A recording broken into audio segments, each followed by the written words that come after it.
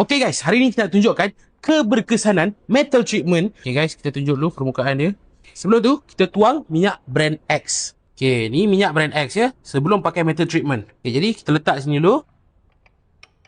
Okay. On. Okay. Tak ada satu berat pun dah bunyi. 1 2 3. Bunyi kuat. 4. Terus berhenti. Guys, tadi permukaan yang rata tadi tu dah makan. Okay guys, kita letak sikit metal treatment daripada platinum ni ya.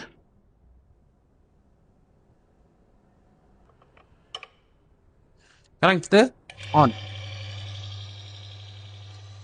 1 2 3 4. Tak bunyi. Tadi dah bunyi. 5 6 7 8 9 10 11 12 13 14. Guys, tengok. Bunyi tak ada. Semua smooth.